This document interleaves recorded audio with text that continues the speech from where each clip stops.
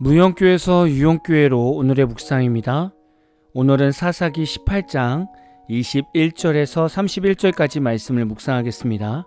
성경 말씀을 듣겠습니다. 그들이 돌이켜서 어린아이들과 가축과 값진 물건들을 앞세우고 길을 떠나더니 그들이 미가의 집을 멀리 떠난 때에 미가의 이웃 사람들이 모여서 단 자손을 따라 붙어서 단 자손을 부르는지라.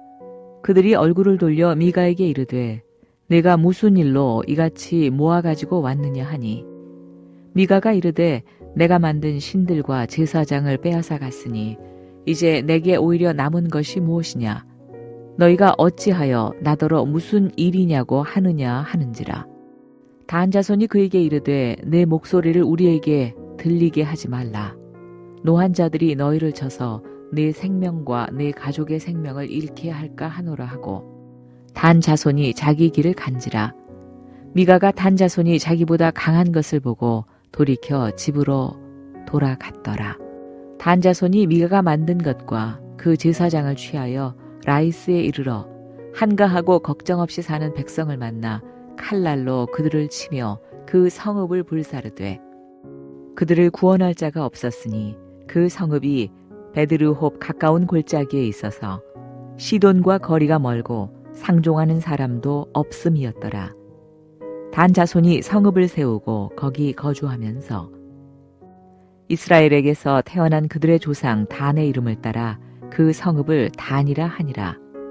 그 성읍의 본 이름은 라이스였더라. 단 자손이 자기들을 위하여 그 새긴 신상을 세웠고 모세의 손자요 게르솜의 아들인 요나단과 그의 자손은 단 지파의 제사장이 되어 그 땅 백성이 사로잡히는 날까지 이르렀더라. 하나님의 집이 실로에 있을 동안에 미가가 만든 바 새긴 신상이 단 자손에게 있었더라. 오늘 말씀을 보면 미가가 자신의 우상과 레위인 청년을 데리고 간 단지파를 추격하는 장면이 나옵니다.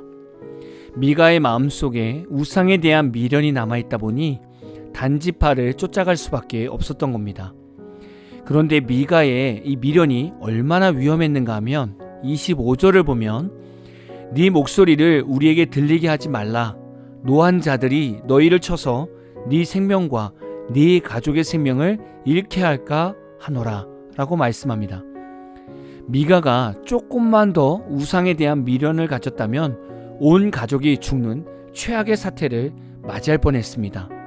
그래서 오늘은 미련이라는 단어를 묵상해 보려고 합니다. 미련이라는 한자를 보면 아직 뭐뭐하지 못하다 라는 의미의 미와 익히다, 깨끗하게 하다, 숙달되다 라는 의미의 련입니다. 본래 련이라는 한자는 명주실을 삶아 깨끗하게 헹구는 것을 의미합니다. 따라서 미련은 아직 깨끗이 헹구어내지 못했다라는 뜻입니다. 마음속에 남은 찌꺼기나 감정을 깨끗이 씻어버리지 못하고 붙들고 있는 상태입니다. 히브리어로 미련은 카살이라고 합니다. 카살의 의미는 어리석음이나 미련함으로 번역되기는 하지만 원래 의미는 허리 주위의 지방을 뜻합니다. 이는 영적으로 자기 만족에 빠져 감각이 무뎌진 상태를 의미하죠. 미가가 눈에 보이는 우상에 집착한 것은 영적 감각이 무뎌져 참된 하나님을 보지 못했던 것입니다. 그리고 한자의 뜻처럼 마음속에 죄악의 찌꺼기들이 남아 있었기 때문에 우상을 쫓아 달려가게 된 것입니다. 사람들은 저마다 좋아하고 사랑하는 것들이 있습니다. 그리고 그것 중에 어떤 것은 하나님이 싫어하시는 우상도 있습니다. 하나님께서는 그리스도인의 거룩을 위해서 우리들 삶에 우상들을 버리기 위해 우리들이 좋아하는 세상의 것들이나 타락의 상황들을 정리하십니다. 이럴 때 우리들은 하나님께서 나의 삶을 지적하시고 거룩하게 만들어 가신다는 것을 깨닫고 돌아서야 하는데 그렇게 하지 못하고 오히려 더 세상의 것을 붙잡으려고 애쓰는 우리의 모습들을 발견하게 됩니다. 인간의 미련은 사탄이 장난치기에 너무나 좋은 감정입니다. 우리가 세상의 것에 미련을 두면 사탄은 그것을 끝까지 붙들게 만듭니다. 마치 이것을 놓치면 망할 것 같고 모든 것을 잃을 것 같은 그런 마음이 들게 합니다. 그래서 미가처럼 목숨을 잃기 직전까지 가게 만들죠. 하나님의 사람은 세상에 미련을 두지 않습니다. 왜냐하면 천국 소망이 우리에게 큰 기쁨이기 때문에 다른 것에 미련을 두지 않는 겁니다.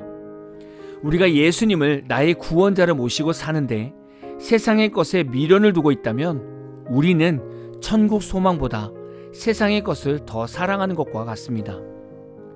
여러분들은 세상에 살면서 언제 미련이 사라지십니까? 미가 같은 경우에는 자신보다 강한 상대임을 알게 된 순간 미련을 내려놓고 집으로 돌아가게 되었습니다. 우리 안에 세상적인 미련이 있는데 그것을 사라지게 하려면 세상의 즐거움보다 큰 하나님 사랑을 더 깊이 깨닫고 경험하면 됩니다.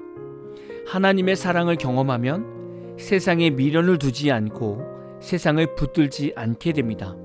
만약에 여러분이 오늘 밤에 하나님이 부르셔서 죽음을 맞이하여 천국에 간다면 어떤 것에 미련을 두시겠습니까? 세계 일주를 못한 것에 미련을 두시겠습니까? 크루즈 여행을 못 해본 것에 미련을 두시겠습니까? 7성급 중동 호텔에서 지내보지 못한 삶에 미련을 두시겠습니까? 아니면 10억이라는 현찰을 못 만져본 인생에 미련을 두시겠습니까? 우리가 죽음을 맞이할 때 이 땅에 미련을 두고 있다면 우리는 천국 갈 준비가 아직 되어 있지 않은 겁니다.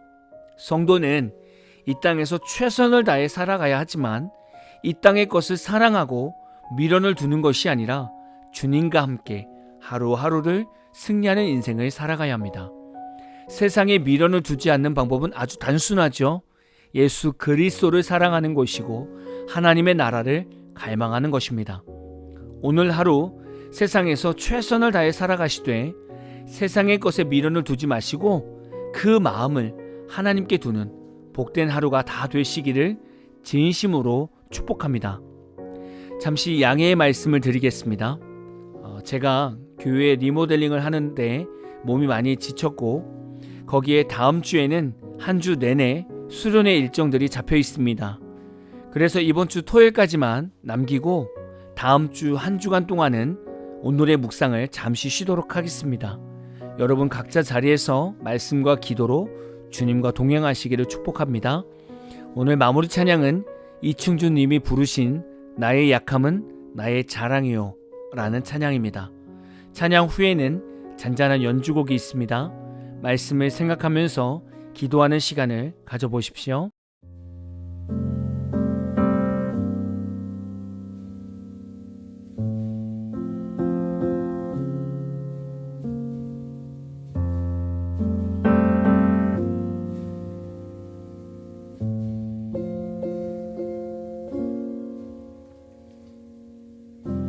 참 고마운 친구 나의 예수님, 나는 깨지기 쉬운 질그릇과 같으나 때론 낙심해도 포기치 않음은 예수의 생명이 내 안에 있기에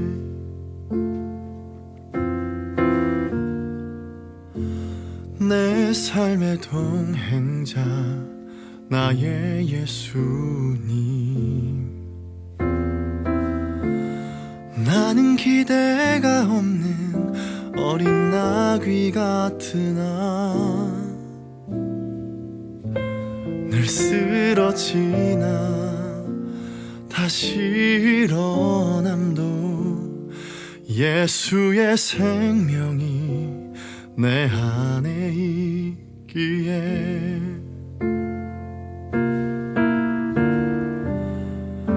나의 약함은 나의 자랑이요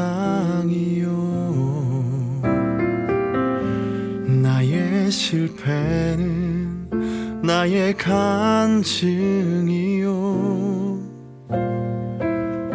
나의 아픔은 나의 영광이니 그 부르심 따라 내가 걸어갑니다.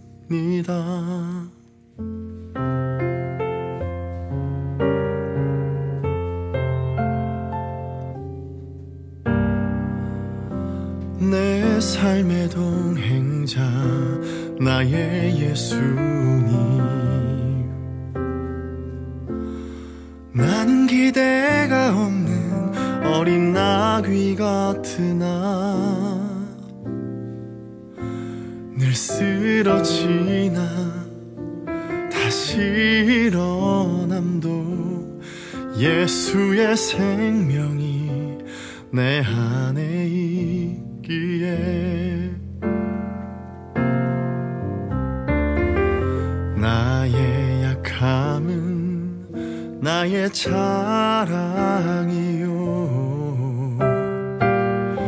나의 실패는 나의 간증이요,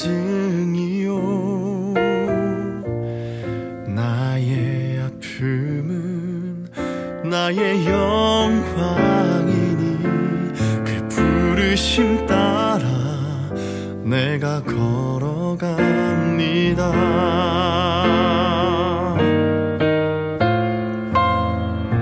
나 가난함은 나의 상급이요,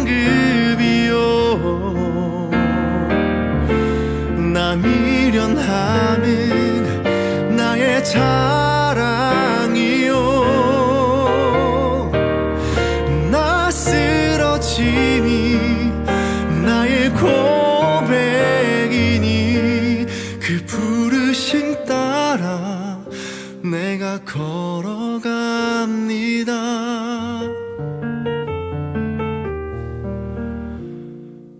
그 부르심 따라 내가 걸어갑니다.